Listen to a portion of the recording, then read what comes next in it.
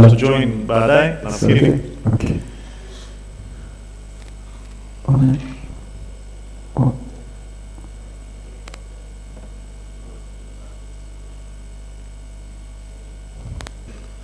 Karibu sana.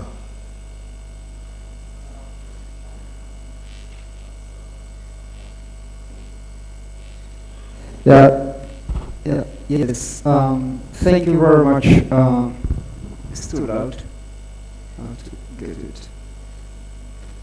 Yeah.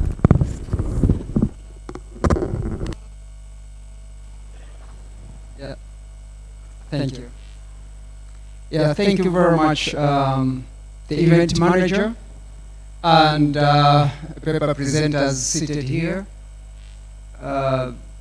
Technicians, ladies and gentlemen, good afternoon. Good afternoon. Are you sleeping? Thank you. You are the makers of history. That is what the guest of honor has just said. Because you are the ones who get things done. I would say that the best moments of my life, in the professional life, is when I worked as a technician. I graduated from DIT, then DATEC in 1982, and really immediately I got employed. I worked as a technician. It was very, very enjoyable.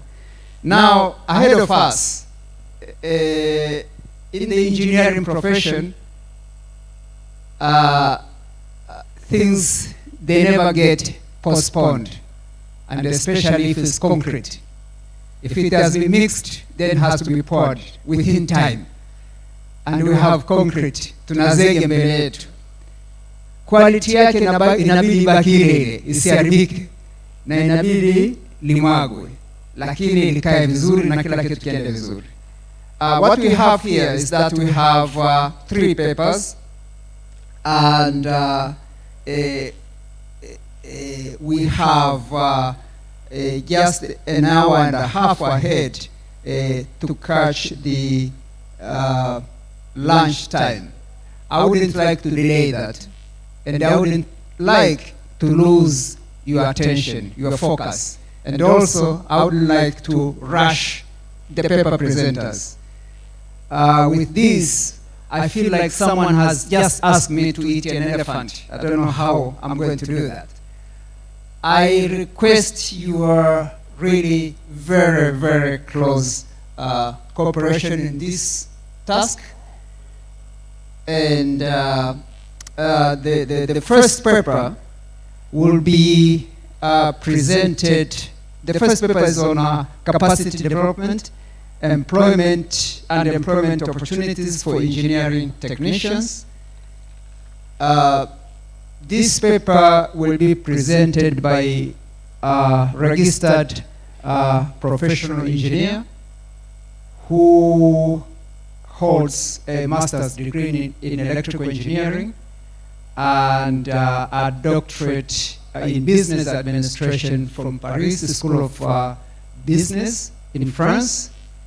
But she has been a member of several boards, including the Board of Engineers, including the Tanzania Ports Authority Board, including the Institution of Engineers, a member of Advisory Board of Civil Aviation Training Center, and many more. Now, to give authority for the paper, she has experience of more than 10 years in planning and coordinating projects undertaken in various aspects of technical education and training. And that includes labor market analysis, occupational analysis through DACUM approach and others. So this is what gives the authority. Now, may I request upon you all to move the paper presenter, Madam Engineer Dr. Jema Moru, to the podium, please. A round of applause. naomba ukae. I think they are not interested. You guys be serious. A round of applause, please. Makofi mengi kwa Dr. Modu. Yes, now she has energy to go and present. Thank you.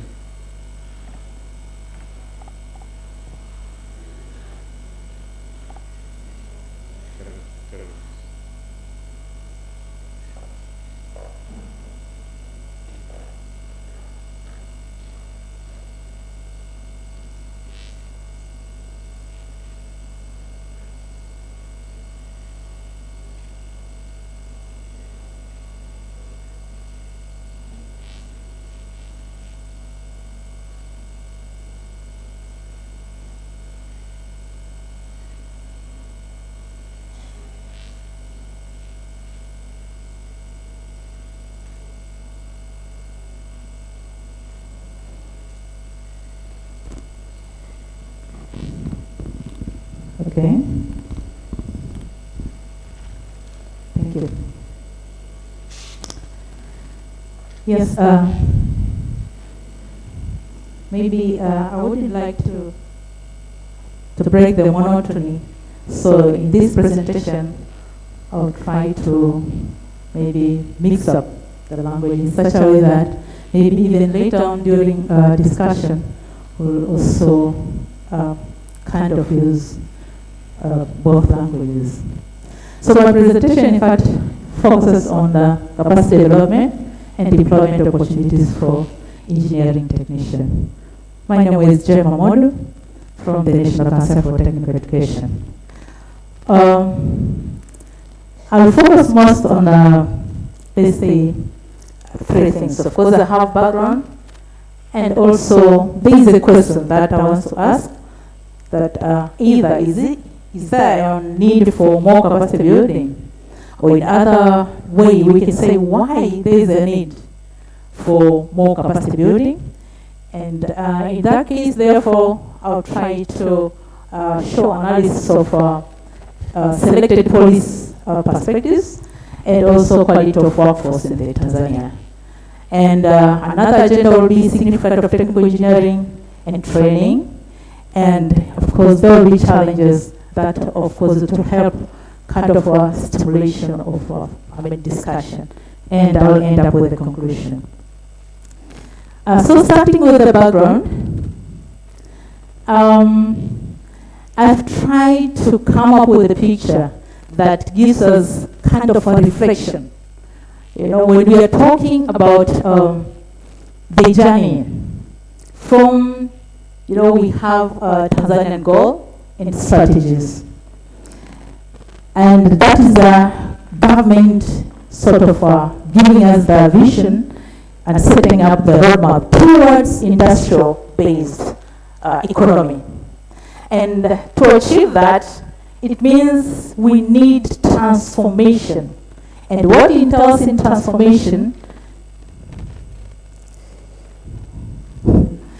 when we have transformation, we have key components in this transformation. We have mental infrastructure, we have economic infrastructure, and also we have human management system. All together, when you take that, that is now the force giving us, you know, the image to take us through to industrial-based economy, or giving us the image for transformation to go there. So we have planning activities, also infrastructure, physical infrastructure, that is the labor force taking us, and we need all these elements to enable us going to the industrial base. Next. So I've tried just to analyze few policies and also strategies, starting from Tanzania Development Vision 2025. I've taken just a component of that statement, which says that to transform from low productivity to diversified and semi-industrial economy. And also there is a 5-year development plan, the second. Of course, we had the first in Kukuta and so forth, but we have now the second, that is a 5-year development plan too. And also the theme of that plan is nurturing industrialization for economic transformation and human resource. And also we have the industrial development plan, that's sustainable industrial development plan of 1996, and also it emphasizes on the development of intermediate and capital good industries. So when you analyze all these, in fact the work and also the infrastructure required, you see that workforce required is quality and balanced technical workforce that includes engineers, technologists, technicians, and artisans. So technicians are within this whatever. This is the construction industry policy 2003. Objective is to promote and use modern technologies and facilities and effective supervision of construction projects to ensure value for money. And also there is ICT policy, National ICT Policy 2003, also emphasize that ICT is driving force. Yeah. In this globalized economy, knowledge-driven and built on creativity, know-how, imagination, and innovation. And all this, again, we need engineers, technicians, and also artisans. But also we have the key priority sectors. In fact, the government has set key priority sectors, and in those key, in fact, there are 6. But core, there is agribusiness, tourism, hospitality, and energy. But the enablers within those key sectors, construction, transport, logistics, and ICT. So you can see that in fact the objective here is to design and expand alternative sources of work, design, develop, and manage processing machinery and transport infrastructure, road, ports, railway, airports, and industry infrastructure. So you can see actually it requires the same sort of workforce. So general observation from this analysis, you find that most of the required interventions that are necessary for the transformation of economy are technology-based, and automatically say that need adequate and competent engineers, technologists, engineering technicians, artisan in various formal and informal sectors. Indirectly, positive effect on job creation, employment, also employment opportunities.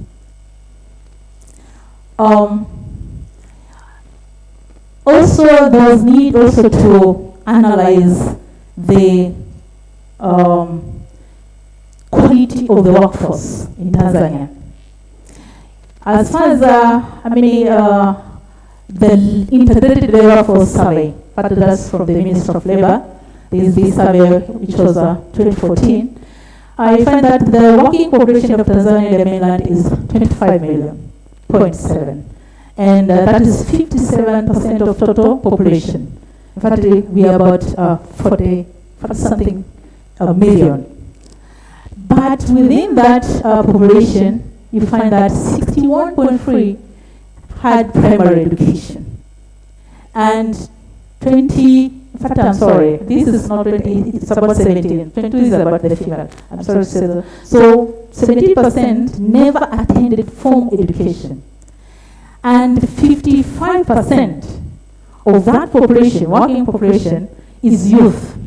And according to definition, Tanzanian definition, apart from ILO, because ILO, they do define youth as people from age 15 to 24. But Tanzanian planners and policy, we define youth as people from 15 years of age to 35. That is the definition of Tanzania youth. So 14 million are youth from the work population. And 88 of that 14 million are employed. 17.7 unemployed. But within this 88.3 which are employed, 65.8 are in agriculture and forest and fishing. And 22.2 in construction and 3.4 manufacturing. The list of employing sectors. So Also, available data indicated also that employees with the requisite knowledge and skills seem to be in short supply. Despite of the requirement right now and goals of the government, but those people are not there.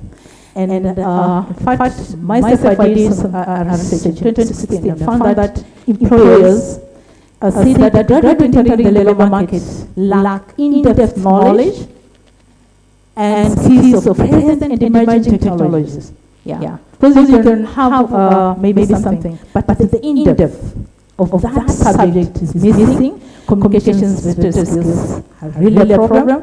Work-related attributes or employability skills, even the guest of honor insisted so much, which are very essential for employment, also are missing or are lacking.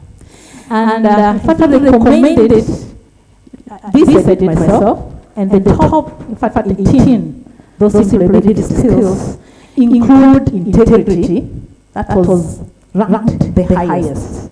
Trustworthiness. Fact employers, they want graduates with those sort of skills or qualities, attributes.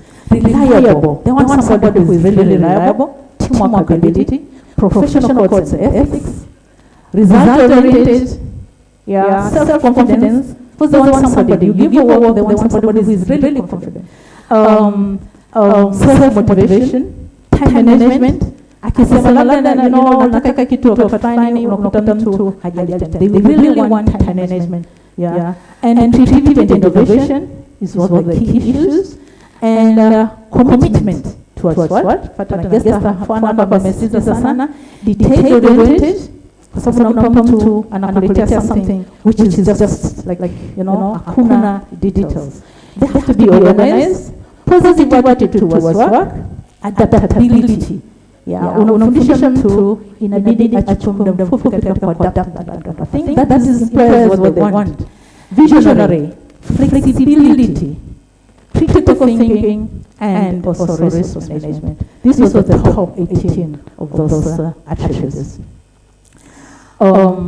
Next.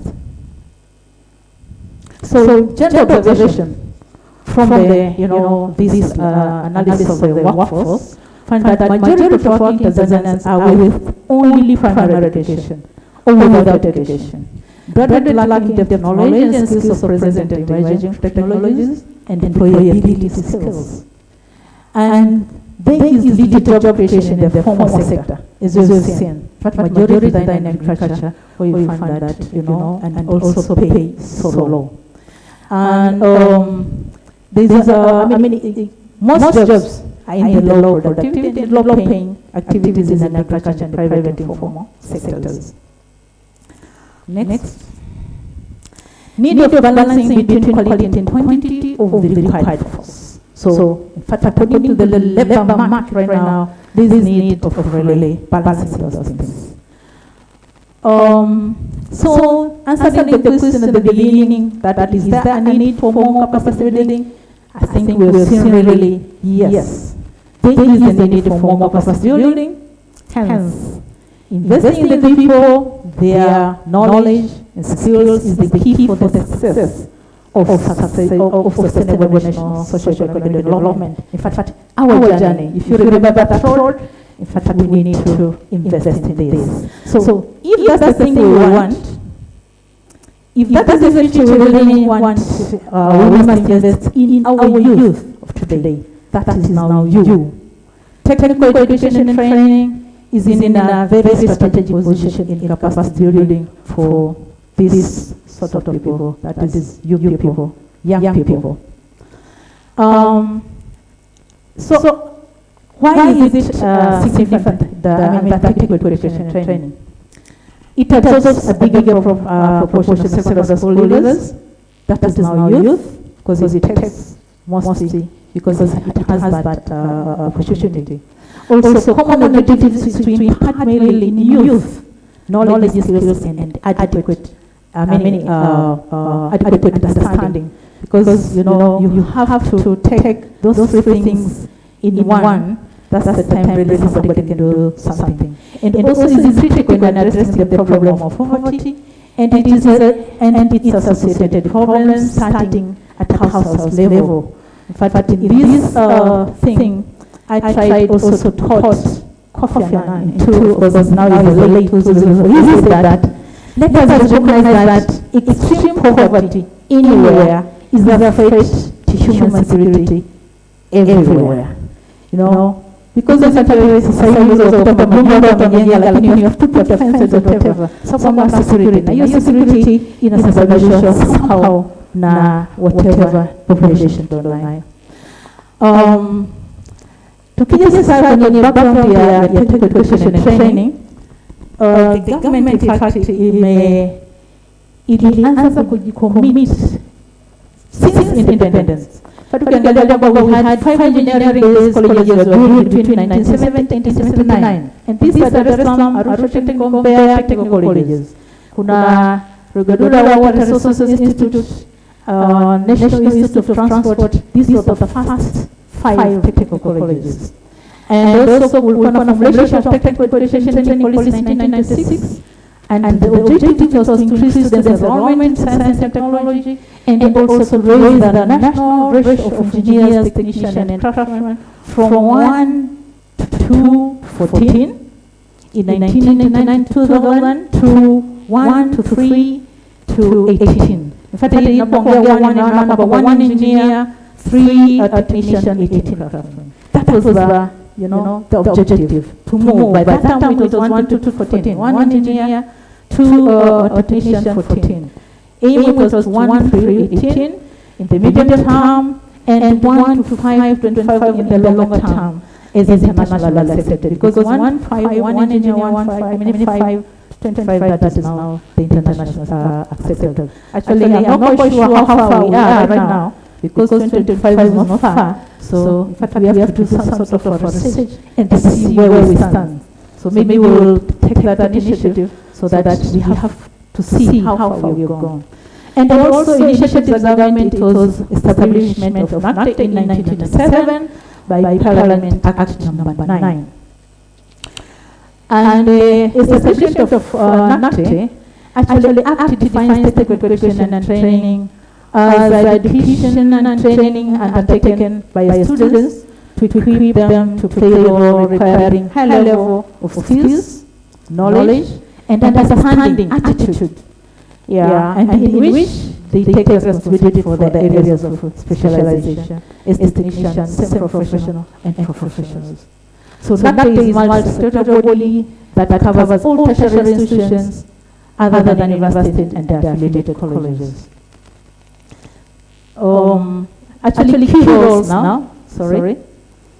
Key roles of National Council for Technical Education is to ensure overall coordination of technical education training in Tanzania, to establish national system of award, ensure the relevance of technical education and training to labor market,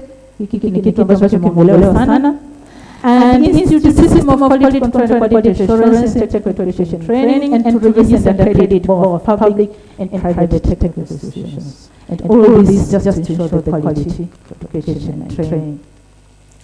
Next.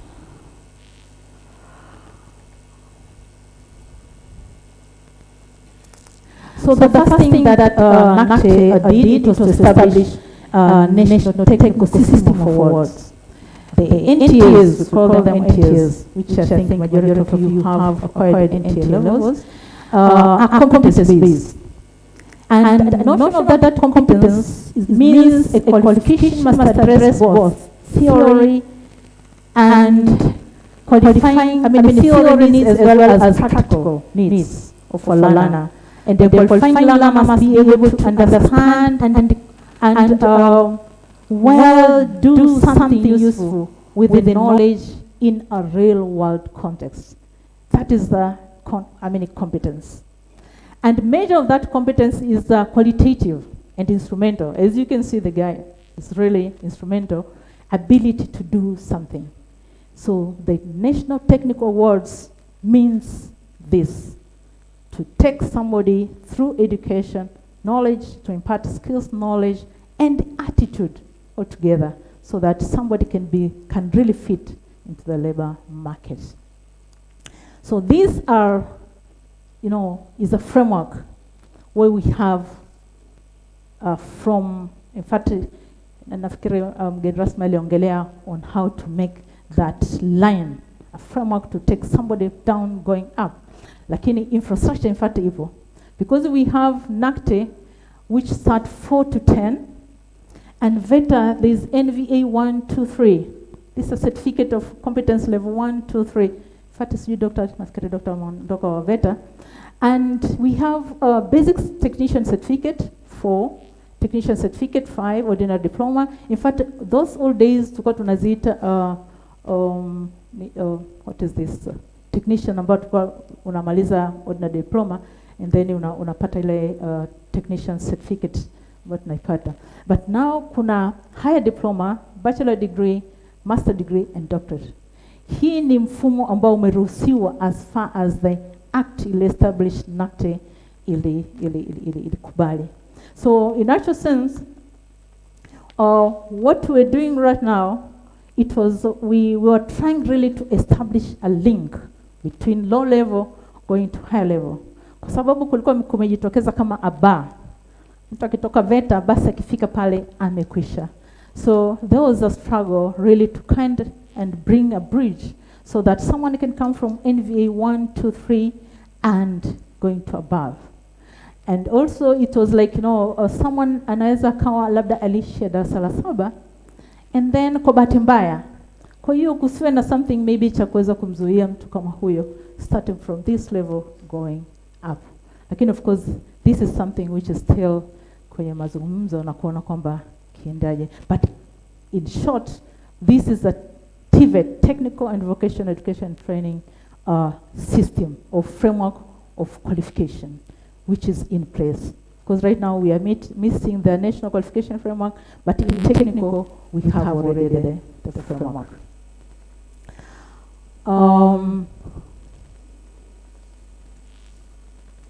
And we do also register technical institutions.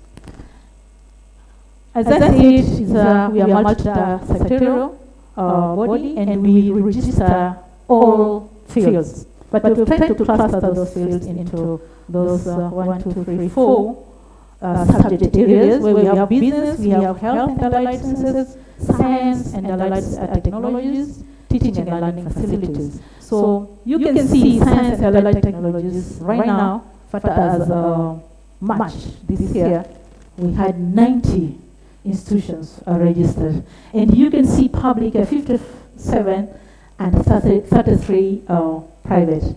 And just a small analysis, if you can see, other fields you can see private, they're really leading. But in engineering, in science and related, they're down, but public, government is the one which is having higher. But we can just get the answer to that. Science and allied technologies, their equipment sort of dependent. That's why I think people are trying really to avoid to invest in those. So most of the load is to the government. So out of those 90 again, there are 24 institutions. That is 27% offering engineering-based programs. 19 are public institutions and 5 are private institutions. Of course, large institutions which have programs more than 10 programs, there are only 2. We have Dar es Salaam Institute of Technology and Arusha Technical Colleges. They're still the leading institutions. And of course, we have medium institutions which have, let's say, more than 4 programs and less than 10 programs, which we have, of course, in Zanzibar. We have Karume. We have 1 private institution, which is Maktoum College of Engineering and Technology in Dar es Salaam. We have Dodoma Polytechnic of Engineering, in fact, the former Madin. In fact, those fall under the medium. But also we have institutions, National Institute of Transport, Dar es Salaam Maritime Institute, Tanzania Institute of Railway Technology. We have Military Aviation School, Ngerengere. These are the kind of unique or special sort of institution. In fact, even kuna chuo cha construction ambao vile vile tumekisajili chini ya Wizara ya Kazi. So coming to the relevance of technical education training, ambayo in fact leo ilikuwa vile vile kind of an agenda iliyozungumziwa sana kwamba From the qualifications, we have the awards which are competence-based. Also now the training is competence-based, education and training, CBET, which is demand-driven. Yeah, aims at preparing graduates to be job creators and not job seekers. Hence, minimize risk of unemployment, increased value of human capital. In fact, this kind of training ni kwamba program, katika kutengeneza program, inaanzia kwenye demand, inaanzia kwenye labor market, and see what is required, so people they make the curriculum, na ile curriculum sasa ndo inatumika. Kwa hiyo even katika kulikuwa na some questions kwamba we have really to struggle to ensure kwamba curriculum ama mafunzo yanamtoa mtu anayeweza. In fact, the issue starts at making those programs. And after what it does, in fact, we use experts from the market, from the labor market, to come and help to do those sort of curriculum. And to ensure quality assurance and quality control, we have tried to come up with procedures and guidelines for quality control and quality assurance for technical institutions. And in fact, that is just a mechanism to ensure that institutions, they are trying hard to have all necessary issues so that they can really make learners learn what they're supposed to learn and come out with competencies that are required. But of course, always is not that easy. Next. Students' enrollment in technical institutions and entry levels of from basic certificate to ordinary diploma. Because we have few institutions with a degree, in fact, there are very few, I can say. We have the SALAAM Institute of Technology, Arusha Technical, NIT, of course, water resources right now, they have also degree programs, but majority, in fact, we have the ones from basic certificate to ordinary diploma. And you can see enrollment for 3 years, for 4 years, I've tried from 2015-16, we had a total of enrollment ranging 5,007 something. And of course, last year, academic year, this year, 18-19, we have about 4,751. But something really to look at and see, there's a female enrollment. In fact, is still participation is very, very minimal, and the gap between female male participation is still big. In fact, you can see, because if you have male 4,000 and female, we are still ranging. We haven't even reached the 1,000 per year. That is the really main issue. So this is enrollment. Coming now to the challenges. In fact, can you, the title, this is challenges. I've tried to come up with challenges so that maybe to steer up the, the discussion. The first thing is about the financing technical education. As you have seen, that the sector is characterized by heavy dependence on the government. And of course, government in a budget, na wakati inatoa budget, kuna kipimo ambacho inatoa. Kwa hiyo, most of the institutions ambazo unakuta kwamba ni government dependent, kuna also that kind of a problem. Na tunavyosema kwamba hii ni competence based education and training, it's equipment a kind of dependent, na ina maana kwamba tunahitaji pesa kubwa sana. Kwa hiyo unapokuta kwamba saa nyingine kunakuwa na shida ya kutoa mafunzo vizuri is because of maybe equipment hazipo, kama inavyosema kwamba bullet number 2 inasema lack of formal mechanism to identify project critical skills required in the corresponding sectors. And also kuna a problem ya inadequate training resources and facilities, katika vyuo. Ndio maana unakuta kwamba mtaala unasema kwamba mfanye kitu fulani, but hakuna equipment. So kuna kuwa na hilo tatizo. Lakini pamoja na hilo, it was easy if we had a linkage, a good linkage with the industry. But unfortunately, there is limited practical link kati ya industry na institutions. Kwa sababu kama hakuna facilities, equipment at the certain institution, it was easy to make a link in an industry so that students can use the industry equipment facilities waweze kuendelea. But now we have a problem of limited linkages with the industry and also inadequate economic infrastructure and human management system. In fact, hili ni tatizo. Tatizo tunalisema sio kwa vyuo tu, lakini vile vile hata kwenye employers. Unakuta kwamba human management system hazijakaa vizuri.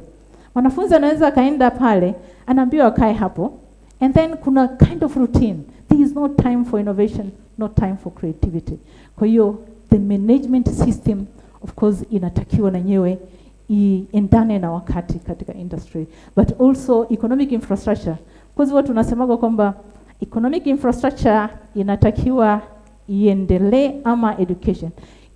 Watu wanasema kwamba maybe we need economic ianze kwanza and then maybe education. This is like a chicken and egg. Kwamba kitu gani kianze? But all together kila kitu kinatakiwa kwamba tuende kwa pamoja. Kwa hiyo kuna inadequate economic infrastructure and human management system bado hazijaendelea. Also there is a lack of scheme of service for engineering technician, cadre in the world of work.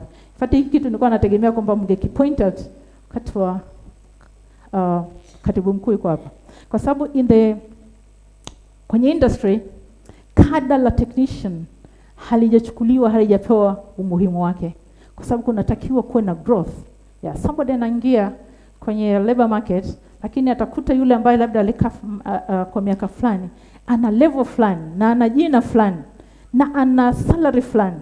So that kind of a thing I think also is missing. So I was expecting you people to point it out as a problem.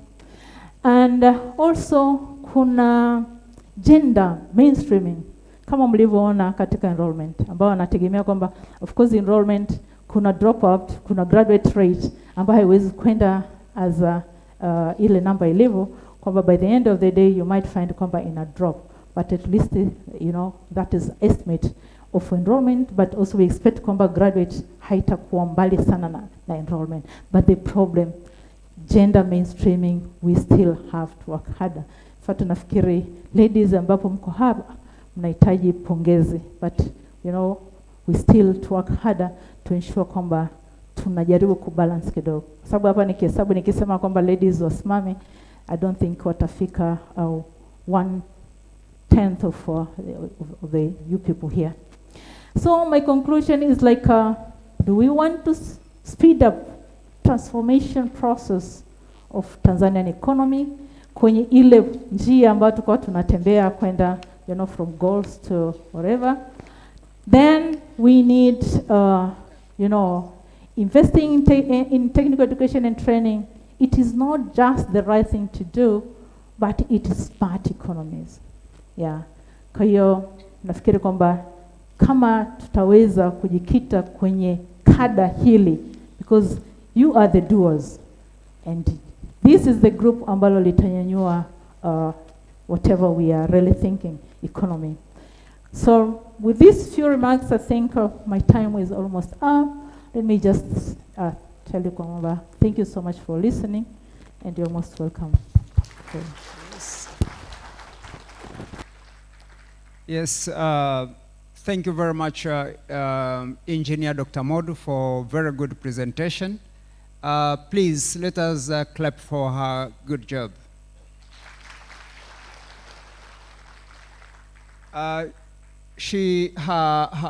paper mainly dwelt on capacity building and went through the need for more capacity building from policy perspective and needs, but also looked into the significance of technical education and training in our country, the challenges, which I think is very important for you to note the challenges, and brainstorm over it, see how those are relevant and could be sorted out.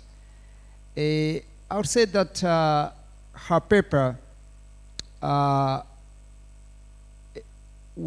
rhymed very well.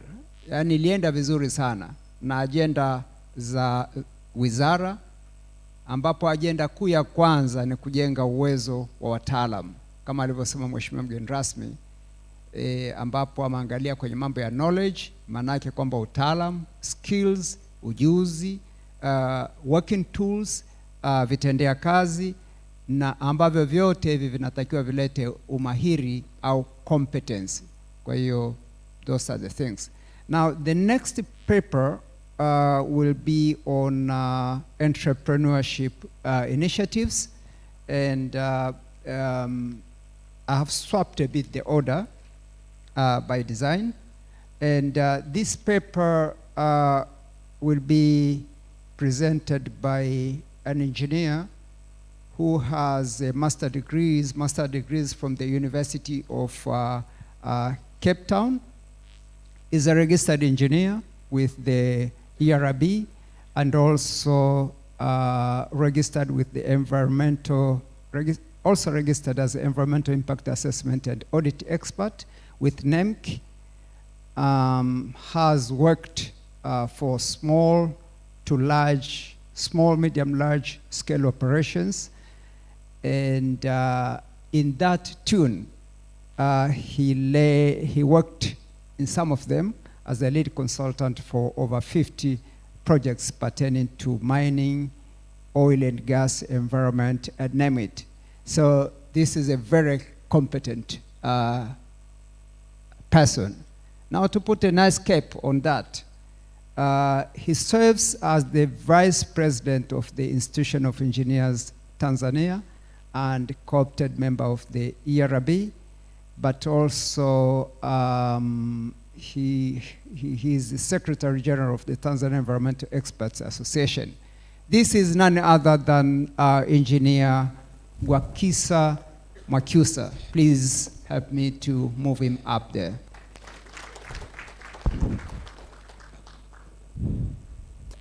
I see that corner is not very happy. Kule mjafurahia sana huyu bwana Gwakisa. Mbona yuko vizuri sana. Please welcome him.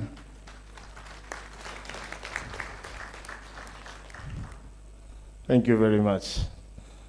Good afternoon, everybody. Habari za mchana jamani. I will be talking about entrepreneurship and intrapreneurship. Isikuchanganye. Tutakuwa bilingual, so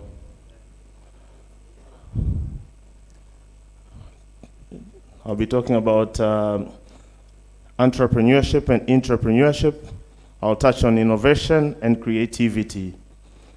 So sababu ya muda, I'll go straight to our presentation. Tunazungumzia vitu vikubwa viwili, vinaonekana kama vinafanana. Kuna intrapreneurship na entrepreneurship.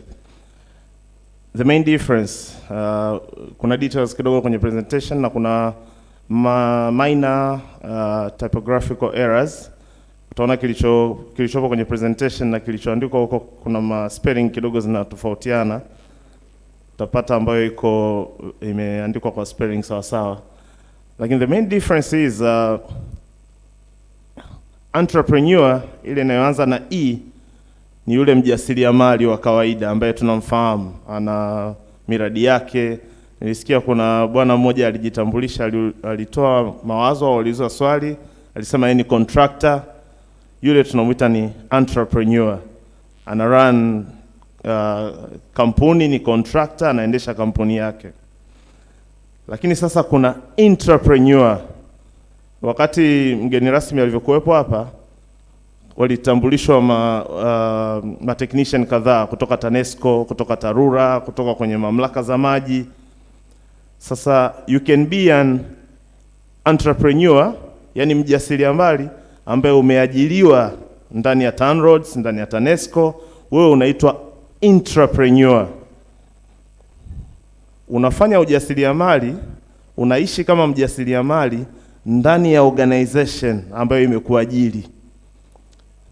The difference is in your mindset. Kama umeajiriwa kwenye idara ya maji, mfano, natoa mfano tu, idara ya maji, au umeajiriwa na DAWASA. Kama wewe ni intrapreneur, ukiwa unapita barabarani ukakuta kuna bomba la DAWASA pale lina mwaga maji na ni weekend, umeulamba vizuri, kama ni entrepreneur, unaweza ukatafuta namna ya ku make sure una fix yale maji yasimwagike.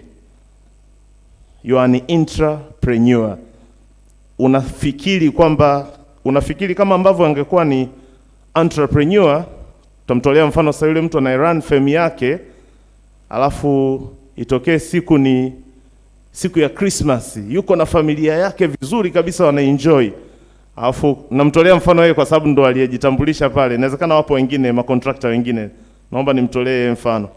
Alafu mzee ukapigiwa simu Christmas hapo, ukapigiwa simu ukaambiwa kuna tenda, kuna deal hapa ya milioni 500. Utaendelea na Christmas na familia au utaenda kusikiliza hiyo deal inasemaje? Sasa that is what we are talking about. Sasa ukiwa entrepreneur, unaweza ukawa huko kwenye weekend yako, kwenye Christmas yako, umekutana na maji yanaliki pale. Sawa, wewe uko off, lakini wewe ni technician wa hiyo wa DAWASA, iwe ni whatever, au ni wa TANESCO. Uko zako weekend, umelala zako nyumbani, unasikia uko nje boo, transformer limebuma. Yaani wewe ukaenda kwa sababu utaalamu unao tayari, una ile knowledge, ukaenda tu ku rescue the situation regardless ya kwamba utalipwa au sijui utajaza form za overtime. Ile thinking ya kuwa tayari kufanya wakati wowote, kutumia utaalamu wako. That is the difference between an and entrepreneur. Sasa it dates back, nimeweka some few definitions from different school of thoughts kutusaidia. Tutapata nafasi ya kuzipitia vizuri, lakini nitakwenda kwenye zile slides ambazo kidogo zinatupa mwanga zaidi. Kuna slide hapo inaonyesha niweke kwenye, inaonyesha plan. Ukiwa na plan, mambo yako yanavyoonekana. Tunaona pale ile baiskeli inavyotembea juu pale, pako safi, pako smooth kabisa.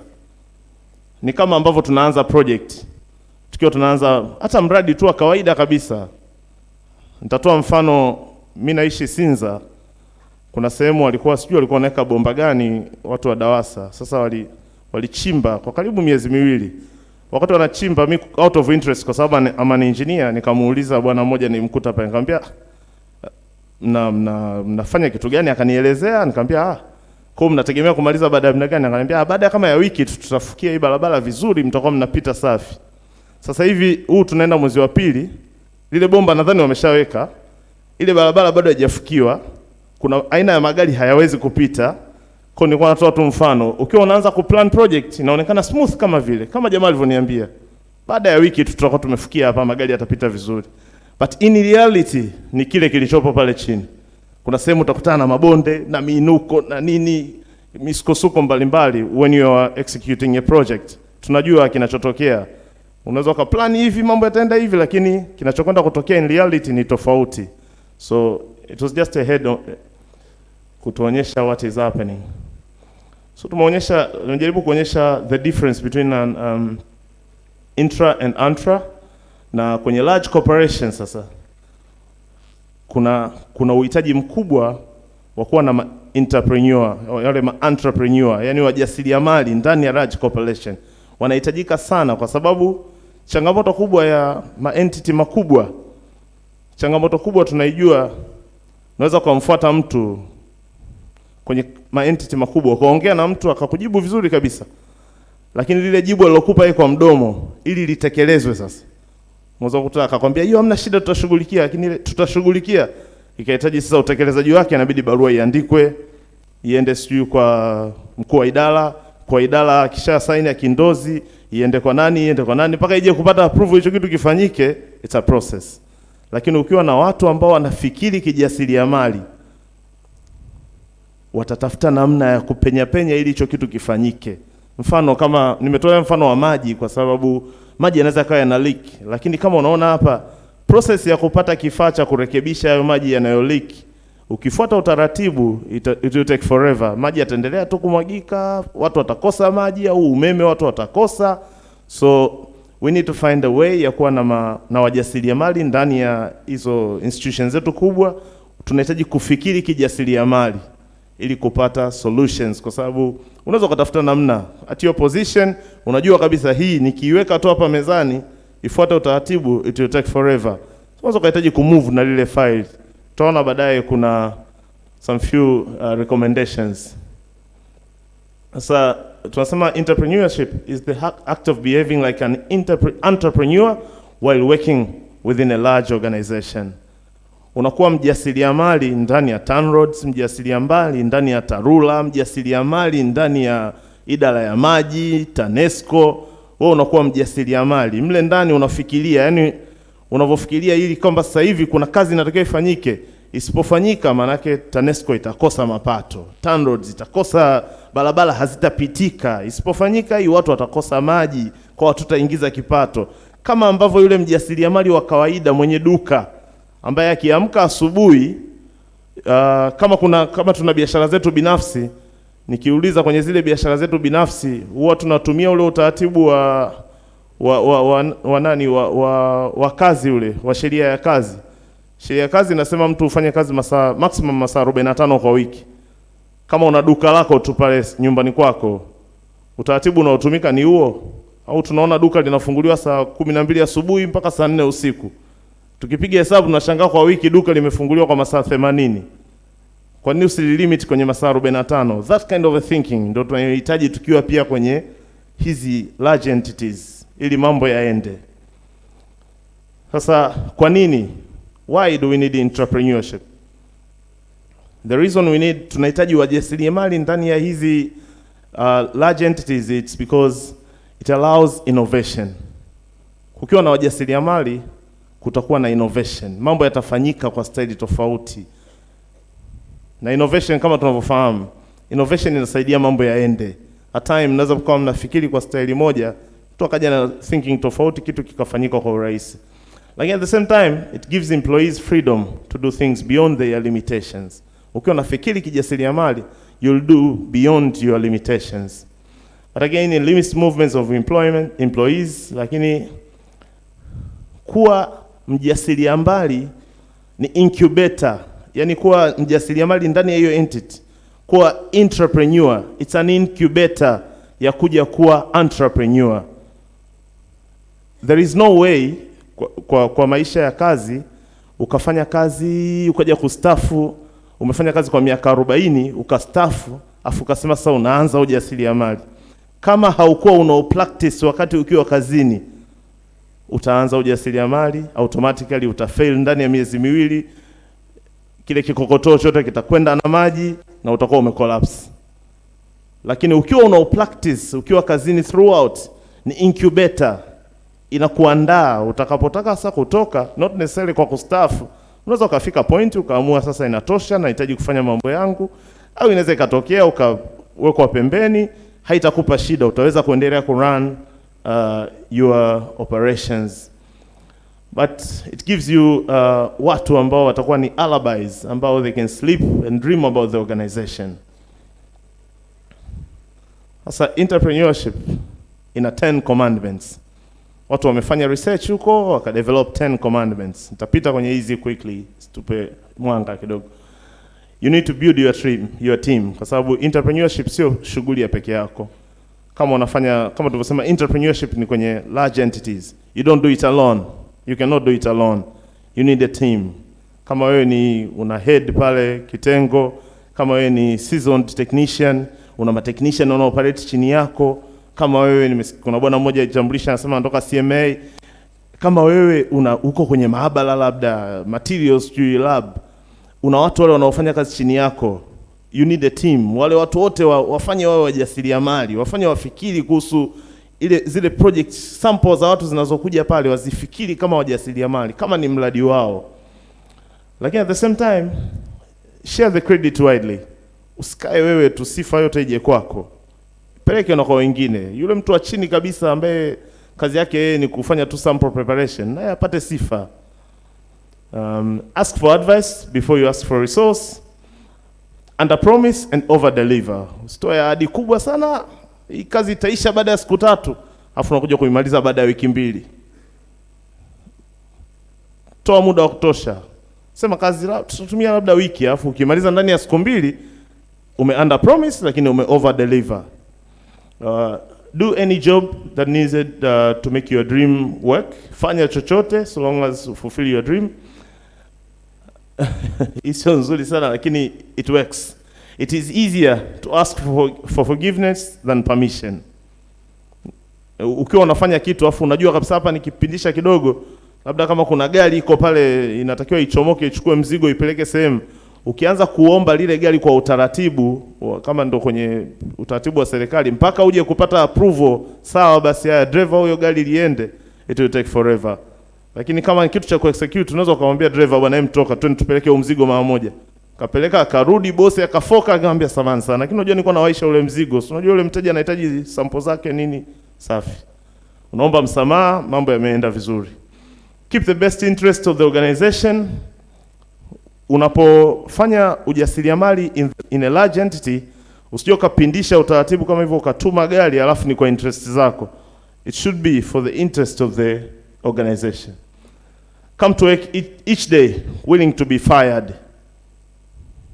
Hiyo kidogo iko awkward, lakini itakusaidia ufanye kazi effectively. Kwa sababu ukiwa unafanya kazi alafu unaogopa nikifanya hiki sije nikafukuzwa, nikifanya hiki sije nikafukuzwa, sije nikapewa warning, kitakachotokea ni kwamba, ndio maana kuna vitu vingi vinakuwa vinalala. Kila mtu anaogopa kufanya maamuzi.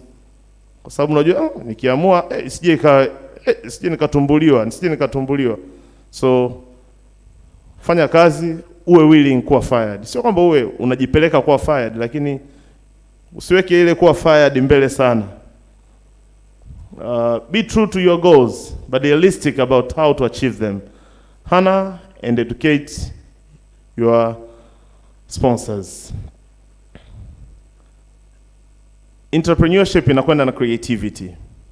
You need to be creative so that you can become an effective entrepreneur and thereafter entrepreneur. To be creative ni state ya na quality of being. Creativity ni state and quality of being creative. Na nasema it's all about originality, progressiveness and imagination. But creativity, ili uwe kweli creative, you shouldn't be afraid to fail. Kwa maana tumetoa mfano hapa, unaona kuna tofauti kati ya kufail na kuwa failure. Kuna tofauti kati ya kushindwa na kuwa mshindwaji. Kuna tofauti kati ya maskini na kuishiwa. Tunatambua hiyo jamani. Unaweza ukaishiwa, ukawa broke, yani ukawa huna kitu mfukoni. Hata mwaka mzima, hata miaka miwili, hata miaka mitano unaweza ukawa huna kitu. Lakini wewe ni kwamba tu huna kitu, sio maskini. Ukiwa maskini, yani ukikiri kwamba wewe ni maskini. Maskini ni kwamba unazaliwa maskini, unakufa maskini. Kuishiwa ni kipindi tu ambacho karibu kila mtu anapitia. Unaishiwa leo, kesho unapata, kesho kutwa utaishiwa. So mtu anaye fail, utaona thinking zilivyo hapo. Failure ni mindset, failure ni permanent. Yani failure ni end of learning. Lakini fail, kukosea, it's a process, inakusaidia kulearn. Unajua hapa nilikosea, nitarekebisha, kesho taenda vizuri. Na kuna process ya kutengeneza creative operation. Najaribu kuelaborate. It's true for the art of producing ideas. So art ya kuproduce idea ina mtiririko wake na jinsi gani unakwenda nayo. Tutaona hapo mbele tukifika kwenye innovation ili to save muda wetu. Tumesema ku streamline creativity. Do you need to hire creative people to define creative process, to establish a creative culture? Creative culture inakuwa established hasa kwa wale ambao tumeshika nafasi fulani kwenye systems. Creative culture ni kuruhusu watu walete ubunifu. Ikiwa mtu akijaribu tu kitu tofauti na kilivyo kwenye utaratibu, anakuwa shut down. Technically, you're shutting down creativity. Kama tuna limit kitu kidogo tu, mtu akijaribu kuelezea, mna kikao pale asubuhi, akijaribu kuelezea hivi, kwa nini tusifanye hivi? Ama utaratibu wetu tunafanya hivi. Hivi turuhusu creativity itatusaidia. Inawezekana kuna kitu ambacho kila kitu mmekuwa mmekifanya kwa namna fulani, lakini kuna namna nyingine ya kukifanya vyema zaidi. Sasa hii inakwenda pamoja na innovation. Tunasema innovation is the introduction of something new, a new idea, new method or new device. That's the use of new idea or method. Sasa a rule of thumb, najua wengi tutakuwa tumeshaisikia hii, iko sehemu nyingi. Mwanasayansi mwenzetu wa muda mrefu Albert Einstein aliwahi kusema insanity is keep on doing the same thing the same way and expecting different results. Kama kuna namna fulani, kama entity, kama organization mnafanya mambo na you've been doing that over and over again na mambo hayasogei, lakini you keep on doing the same way, hata mfikiri namna gani labda tungebadilisha hiki tubadilishe hiki, you keep on doing the same way. Same applies to our life, our day-to-day life. So tunapozungumzia habari ya kuwa entrepreneur and thereafter entrepreneur, kama kuna aina fulani ya maisha umekuwa ukiyaishi tu hivyo hivyo. Nitatoa mfano tu, kama maisha yako wewe kila siku unatoka ofisini, ukimaliza kazi, labda umemaliza kazi saa 11, ukitoka ofisini huyo umefunga mguu unaenda baa ya jirani pale, unakaa baa mpaka saa 7 usiku, unarudi nyumbani kulala. Hiyo ndo routine yako kila siku. Afu kila siku unahamika maisha magumu. Miaka 10 ya kwanza unaishi hivyo hivyo. 10 mingine, yani wewe for the past 20-30 years maisha yako ni yale yale. Kila siku unakunywa pombe, unarudi kulala. Unakunywa pombe, unarudi kulala. Mabadiliko hamna kwenye maisha yako, hafu uone kama kuna tatizo. That is insanity. Huo ndo unaitwa uchizi. Kuto kujaribu namna nyingine. Ukiona hiki unachokifanya hakiendi, you try an alternative. Hiyo ni maneno ya Albert Einstein, mimi nimeyatranslate tu.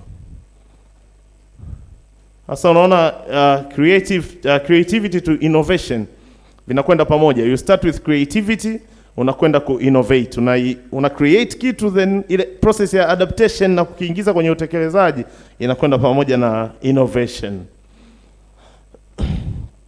Kuna types za innovations meziweka, lakini tutazisoma tusaidie kwenye kuchanganua zaidi.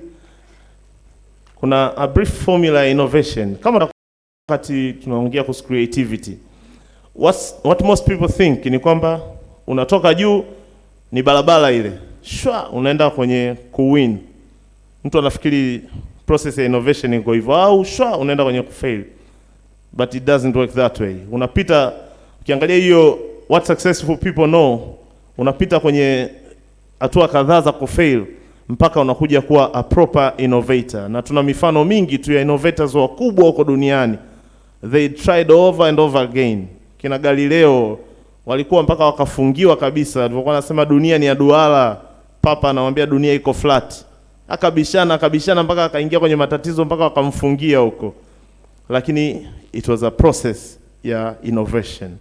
Kwa hata ukiwa kwenye entity huko unaweza kupata matatizo. Mindset, innovation ni mindset. Unaona hiyo image hapo. Afu huyu bwana mwenye mwamvuli, kuna mabwana wawili hapo. Utaona huyu mwenye mwamvuli anamshangaa mwenzake. Anaona kama huyu chizi mbona kageuza mwamvuli? Yaani yeye anaona yeye ndio yuko proper. Na ndio maisha yetu ya kila siku yalivyo. Anajiona yeye yuko proper kwa sababu yeye ndio anautumia mwamvuli. Lakini in actual sense huyu mwingine akafikiria na shida ya maji. Akaugeuza tu kidogo mwamvuli, lile bomba la kushikia mwamvuli akalifanya akakata pale juu liwe bomba linapitisha maji, akajifunika nao. Mvua inaweza kana mlowesha kidogo, lakini anapata maji. Huyu bwana ambaye kajifunika na mwamvuli unaweza kushangaa akifika nyumbani anahitaji kuagiza tena maji kununua. It's just an example ya hicho ki-image, lakini hata nyumbani tu inawezekana unalalamikia mvua, lakini kitendo tu cha kuweka gata ukayachukua yale maji. Same applies to zote tunapokuwa kazini. It's all about our mindset. Tunafikiri vipi? Yaani hamna namna rahisi ya kusema kwamba ukitaka kuwa entrepreneur ufanye 1 2 3. No. Kwa sababu hapa tumetawanyika, tuko kwenye kada tofauti. Kuna mtu anafanya kazi na umeme na maji na mechanical na all those cadres, petroleum, mining. Kila mtu pale mahali ulipo unatakiwa ufikiri. Mindset yako iwe ki-entrepreneur, ki-innovation, utapata ideas tu. There must be ideas. Becoming an entrepreneur, hii tunaenda mwishoni. Unasema enter into contact with entrepreneurial culture, kama tulivyosema toka hapo mwanzo. Read biographies za entrepreneur na entrepreneur. Work with internal and external mentors. Become a mentor for young innovative entrepreneur and entrepreneur. Think about, describe and perfect owns entrepreneurial models. Wakati unaendelea kwa position ulionayo, mentor wengine pia wawe entrepreneur. Create your own stepping stone. We should think global. Make yourself trainable. Hicho kitu muhimu sana, especially wale ambao kidogo tumesogea kwenye experience. Ukiwa na experience yako hapa ya miaka 25, 30 huko 20, kijana pale katoka DIT mwaka jana, kijaribu tu kukuambia tufanye hivyo. Tunafanya hivi. Make yourself trainable regardless umekaa kwenye kazi kwa miaka 20, 50, 30. Huyu ambaye ana mwaka mmoja tu kwenye kazi, he might have an idea ambayo ikawa valuable. Have faith in yourself and in what you do. Familiarize with legal framework. Legal framework, legislation, tax, etc. Make sure unaifahamu hiyo legal framework. Kama hivyo tumeambiwa hapa, inawezekana kuna engineer huko hapa hujawa registered. Make sure umeweka mambo yako sawa. Sasa to conclude, entrepreneurship leads to innovativeness, practice. Na inakwenda pamoja na leadership position in the sector. Entrepreneurship, ukiwa entrepreneur inakupeleka kwenye innovation, inaruhusu innovation.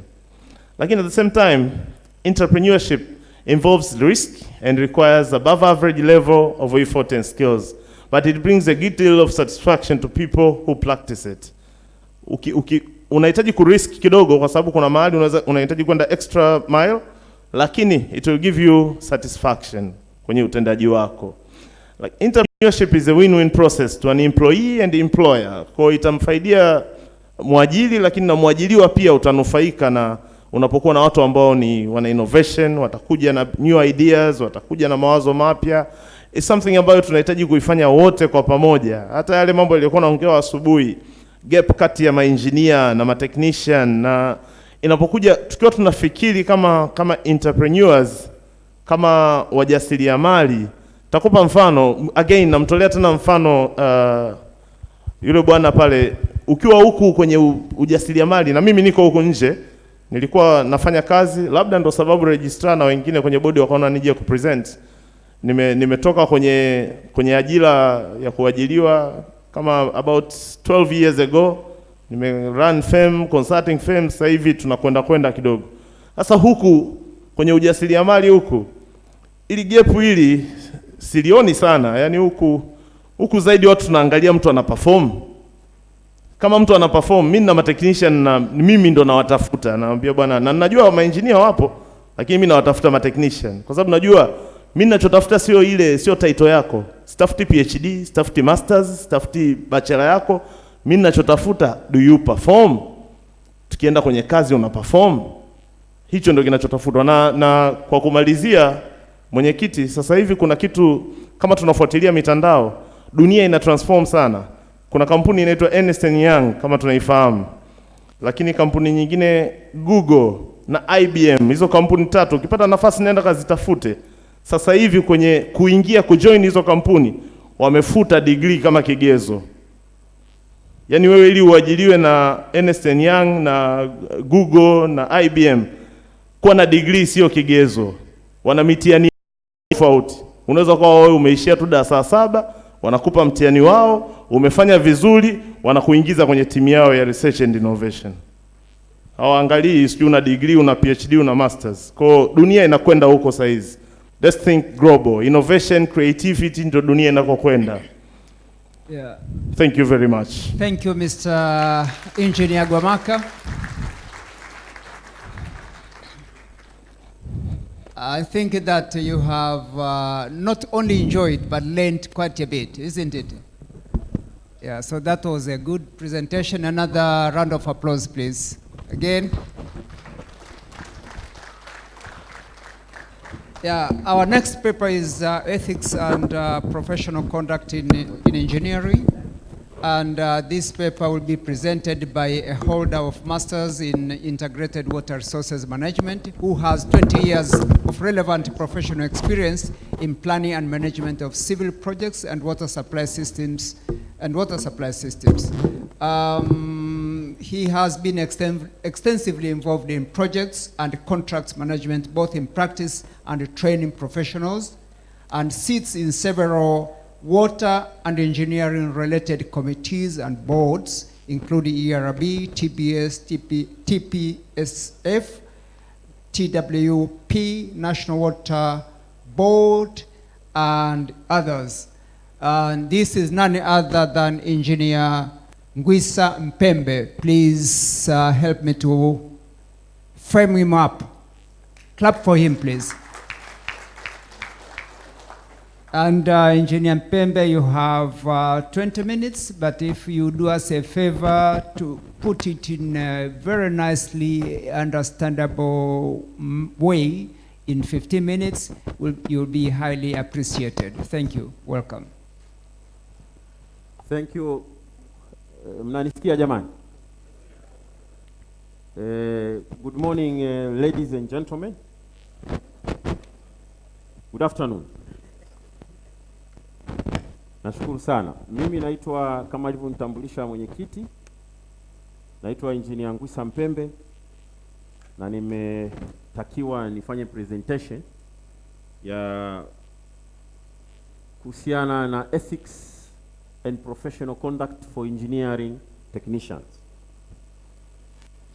Na hili somo linaendana kabisa na huu mwezi mtukufu wa Ramadhani tuliopo. Kwa hiyo nitaongea kama mhubiri, sababu haya mambo yanaenda kufikia level ya imani. Kwa hiyo tutajitahidi kueleweka. Lakini unajua neno la Mwenyezi Mungu, ukienda msikitini, ukienda kwenye ibada kila Jumapili, kila Ijumaa, viongozi wetu wa dini wanarudia. Kwa hiyo somo hili leo ni mwanzo tu, tutaendelea kuzungumza siku zote. Nitajitahidi kwenda, hii presentation niliandaa iwe dakika 40, lakini nimepewa na mwenyekiti dakika 20. Kwa hiyo nitaruka slides nyingine. Bahati nzuri tuna hii karatasi yangu ambayo ilikuwepo. Kuna modification kidogo tu. Content ni ile ile, lakini niliweka picha kidogo kwa ajili ya kufanya ili neno la imani livutie. Maana vinginevyo ilikuwa ni maneno tu na amri. Na unajua amri hazijadiliwi, si ndio? You just have to read, understand and follow. Hatujadili amri.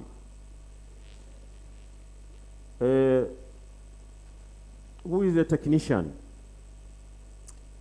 We are all technicians. Kwa hiyo siwezi kukuelezea wewe ni nani. I think we understand. Lakini most importantly ni kwamba engineering technician is primarily trained on skills. This is the difference. So we have skills rather than knowledge. And mgeni rasmi amezungumzia habari ya skills. And the most important thing also underlined is the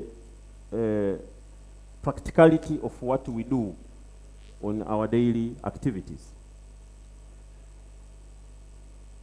This is the scope of what the technician does. Kila mtu anafanya kazi yake. Asubuhi tumenyosha mkono, wengine ni technicians kutoka barabara, wengine wanafanya maji, wengine wanafanya electrical mechanical, wengine wanafanya maabara na kadhalika na kadhalika. Kwa hiyo we all know what we do. This is important to me. Desirable attributes of an engineering technician in order for you to be a good engineering technician. Na nisisitize, kuna slide inazungumzia technician ni nani, sheria, kabla hatujaifikia. Sisi wote technician tunatakiwa kuwa tumesajiliwa kwenye shughuli zetu tunazofanya. Kwa hiyo kama hujasajiliwa unavunja sheria. Nadhani hilo mna utambuzi nalo, ndugu zangu. Kama hujasajiliwa na bodi na unafanya shughuli ya kihandisi, unavunja sheria na iko serious. Si unajua mazingira sasa hivi mazingira tulionao sasa hivi lazima uwe umezingatia vigezo na taratibu za nchi kufanya kazi yako. Na niwape mfano mdogo tu ambao umetokea kama mwezi uliopita au miezi michache iliyopita. Ni ndugu yangu, naye ni technician na aliingia kwenye technician kwa sababu alitaka kuwa technician kama mimi. Alipata matatizo kazini, kwa hiyo PCCB wakaenda wakamchunguza ile ambayo ni mambo ya kawaida, si ndio? Yanatokea kwenye kazi zetu. Kwa hiyo baada ya kuchunguza wakaonekana kwa kweli hana shida. Yeye alikuwa ni mhandisi, engineer. Ukaonekana hakuna tatizo kwenye kazi ambayo kwenye ile jambo ambalo lilikuwa linachunguzwa. Lakini mwisho wa siku yule mchunguzi akauliza, bwana wewe umesajiliwa? Ndio. Una leseni? Akajipapasa kwenye wallet yake, wahandisi tuna leseni. Akatoa leseni yake. Leseni ime-expire. Yaani hakuwa na habari, ime-expire kama vile ambao wale madereva wana leseni za magari. Yaani kuangalia ninayo lakini unajua ime-expire miezi kadhaa iliyopita. Ile ni kesi. Mpaka sasa hivi ninapozungumza ana kesi ya kufanya kazi ya uhandisi bila leseni. Na alijisahau. Kwa hiyo naamini kwamba lazima uwe umesajiliwa, na kama hujasajiliwa msajili naona ametoa nafasi kwamba hakikisha umesajiliwa, kwa sababu unafanya kazi ya umma. Huwezi kufanya kazi ya uhandisi au technician bila kusajiliwa, na iko kwenye sheria ya usajili wa wahandisi. Kwa hiyo lengo la topiki hii ni kuwaandaa kwamba kwenye taratibu za usajili, na ukishakuwa umesajiliwa kuna code of ethics and profession ambazo wahandisi wote na technicians wote wanapaswa kuzifuata. Na hapa ndo tulipo. Sasa, what are the desirable attributes of a engineering technician? One, we are talking of communication skills. You have to be able to communicate. This is very important. Huwezi kuwa technician au mtaalam communication skills hauna. Na communication skills we are talking of written and both spoken. Na namna ya kuwasiliana lazima ujifunze. This is very important. The second one is a higher ethical standards. Ethical standards, this is what we are going to talk about. Nitadefine kidogo huko mbele what do I mean by ethical standard. We are told to have an ability to think critically, being creative, independent and cooperative. Flexibility. This is number 4. Flexibility. What I mean by flexibility. Flexibility nadhani mtoa mada aliyepita amelizungumzia kidogo, kwa maana ya kwamba licha ya majukumu yako ya kazi ambayo unayafanya kila siku ni pamoja na kuwa mbunifu. Sasa kuna ubunifu wa aina mbili. Kuna ubunifu wa kazi unazozifanya kila siku, lakini ubunifu wa kukuwezesha wewe kuweza kuyamudu maisha yako na mazingira yako. Mgeni rasmi alizungumzia hii, we are talking of grasp of engineering science fundamentals. Mhandisi, technician lazima vitu kama statistics, basic physics, IT viwe ni vitu unavimudu, ni sehemu ya tools za kukuwezesha wewe kufanya kazi yako. Basic understanding of design, manufacturing and O&M processes. Basic understanding of the context in which engineering is practiced, economics, history, environment, customer and society needs. Lastly, possess a multidisciplinary and a system perspective. Wewe kama ni mhandisi wa maji wa wilaya, ujue mazingira yako na ujue aina mbalimbali ya input za fani nyingine za uhandisi, kwa sababu wewe unaweza ukawa ndio source ya majibu yote. Kwa hiyo these are desirable attributes of an engineering technician, and it's the minimum requirement for a professional technician to possess. Legal framework. Nchi mbalimbali duniani zina taratibu tofauti za kutambua wahandisi. Na katika nchi yetu engineering is legislated. Maana yake ni kwamba uhandisi na ufundi sanifu au technician unatambuliwa na kuongozwa na sheria za nchi. tuna NACTE, pale nilikuwa namaanisha NACTE na TCU kwa maana curriculum au wanaita mitaala ya elimu imekuwa moderated na sheria ya NACTE pamoja na TCU. Sheria ya usajili wa wahandisi, sheria namba 15 ya mwaka 97 na sheria namba 24 ya 2004 inatambua nafasi ya technician au fundi sanifu pamoja na taratibu za usajili. Kuna regulations and bylaw na code of ethics and conduct. Na kwa taarifa yenu, ukienda kwenye website ya ERB, hata sasa hivi kwa wenye simu, kwenye ile web page unayofungua nayo, unaoifungua unakutana nayo, kuna code of ethics and conduct. Na code of ethics and conduct ndio kodi pekee au ndio andiko pekee kama sehemu ya sheria ambalo lina address wote wa handisi na technicians.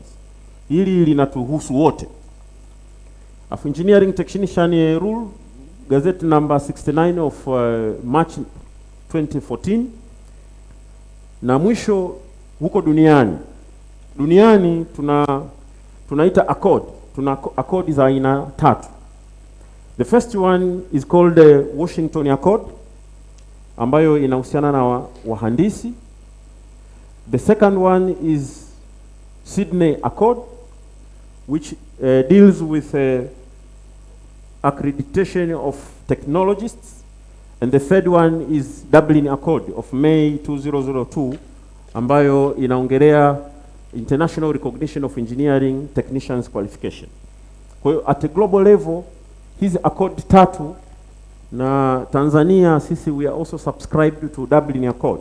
Kwa maana technician elimu ule mtaala wa elimu unaopelekea kutoa technician pamoja na taratibu za usajili zinafuata Dublin Accord. Ndio maana technician wa Tanzania anaweza pia akaenda kufanya kazi sehemu nyingine na technician wa nje pia wana nafasi ya kuja kufanya kazi Tanzania. Kwa hiyo uteknishani au ufundi sanifu kwa nchi yetu uko katika misingi ya sheria, na hizi ni sheria ambazo zinatuongoza.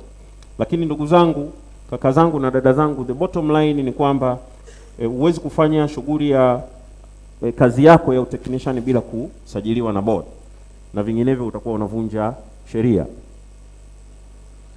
Now, what is professionalism?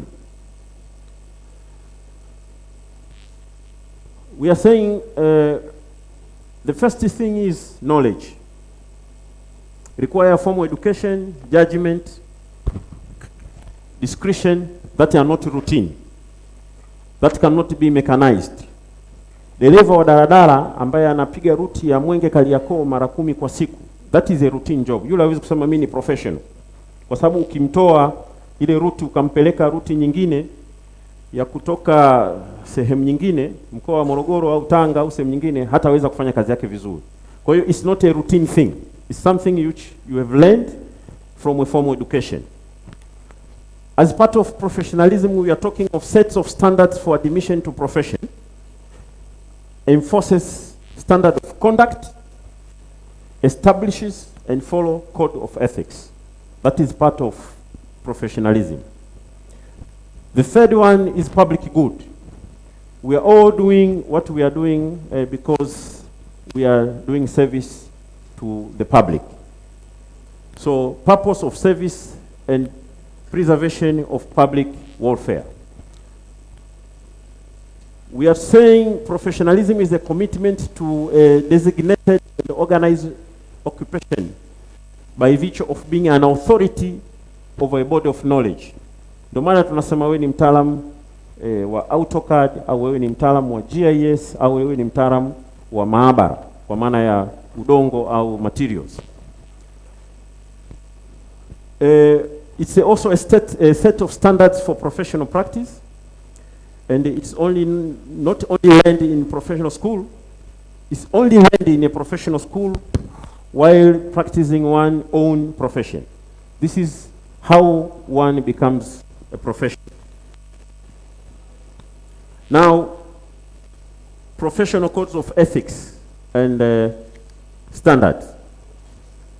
These slides unaweza ukaisoma, it explains and entails what are general codes of ethics for professional. Kuna slide ziko mbele ambazo ningependa tuzipitie one after the other. These are called common rules or ethical codes of conduct for engineers and technicians. Na hizi ndio ziko, ukienda kwenye website ya ERB, they are there.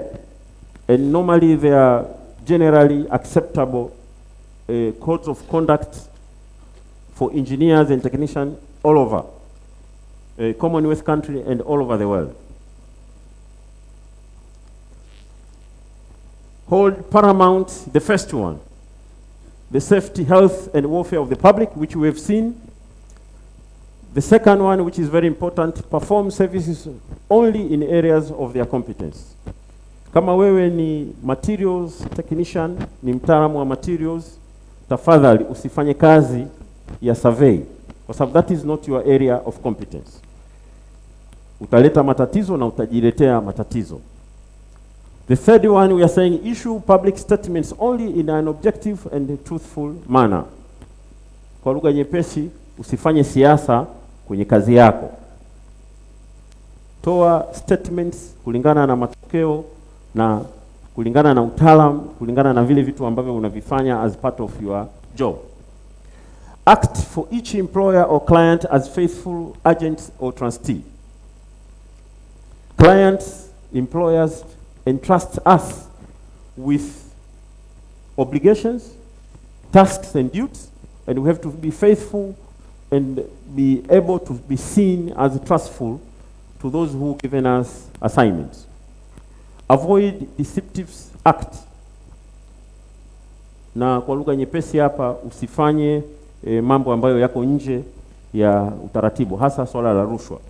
And then the last one, conduct themselves honorably, responsibly, ethically, and lawful, so as to enhance the honor, reputation, and usefulness of the profession. Professional obligations. Technicians shall be guided in all their relationship by the highest standards of honesty and integrity.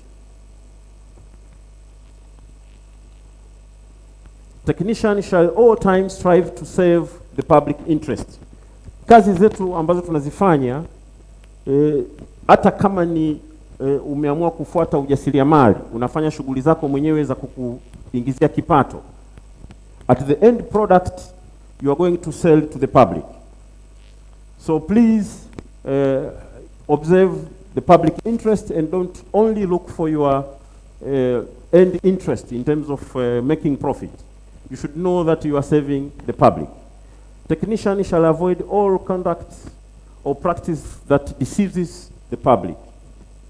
It looks like the previous one. Technicians shall not disclose without consent confidential information concerning the business, especially if you are doing anything for the client, being your employer, or even if it's a public client. Technicians shall not be influenced by their professional duties by conflicting of interest. Conflict of interest meaning unafanya vitu ambavyo vinakuletea maslahi binafsi, yani vinakupa faida binafsi na sio kumletea au kumtimizia majukumu yule aliyekutuma, especially kama ni mwajiri wako. Kwa hiyo wewe huwezi kuwa mwajiriwa wa TANROADS kwa mfano, alafu una kampuni ya ujenzi. That is a conflict of interest. You are supposed to be an employee of the National Road Authority, at the same time wewe una kampuni ya ujenzi. That's where you are bringing in conflict of interest. So technicians shall not attempt to obtain employment or advancements or professional engagement by untruthfully criticizing other technicians or by other improper or questionable methods. Huwezi kuua mwenzako na ukajikweza kwa ajili ya kupata faida binafsi. In conclusion, and this is very important, it's a general observation and statement.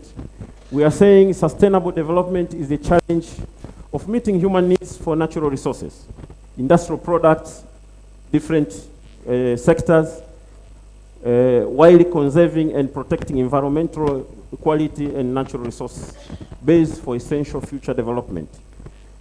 Yote ambayo tutayafanya kwenye profession yetu, we must remember to think and preserve and consider future generation. And unethical behavior, including condoning corrupt practice, should be a sin and avoided at all costs. Technicians have a huge or critical role to play in helping our country to attain industrial base. Nadhani tumesikia hotuba ya mgeni rasmi asubuhi kwamba we cannot make any meaningful development as a country if we don't give opportunity, a chance, or recognize the role which can be played by technicians. There will be no sustained industrial or middle income status of our country attained without the input of honest and ethical technicians and craftsmen and women. Hatuwezi kuiletea nchi yetu maendeleo bila kuwa na mchango utakaotolewa na technicians ambao ni waadilifu na ambao wanaogopa na wana hofu ya Mungu na kuzingatia miiko na maadili ya kazi zetu. Nadhani wengi mnafanya kazi katika maeneo tofauti na mmekuwa mashuhuda wa changamoto ambazo zinaweza zikatokea kama sisi tukiaminiwa kama wataalam tusipofuata miiko na maadili ya kazi. Kwa hiyo ningewaomba sana ndugu zangu kwa kumaliza kwamba kwanza tasnia yetu inasimamiwa na sheria, na sheria inatulazimu wote sisi kusajiliwa na board, na baada ya kusajiliwa kuna miiko ya kuifuata ambayo ni Code of Ethics and Standards. We have to follow and subscribe to those ethical standards through Code of Conduct.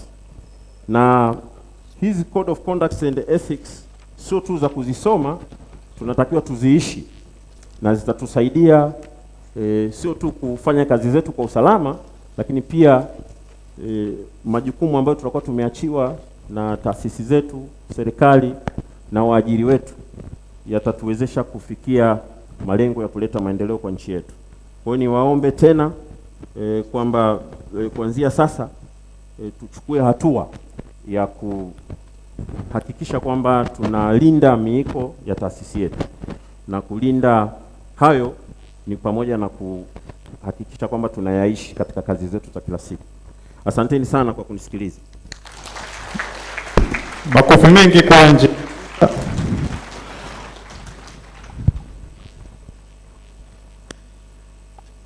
Nashukuru sana Engineer Ngwisa. Sasa imefika saa 8 kamili, ni muda wa kwenda kula.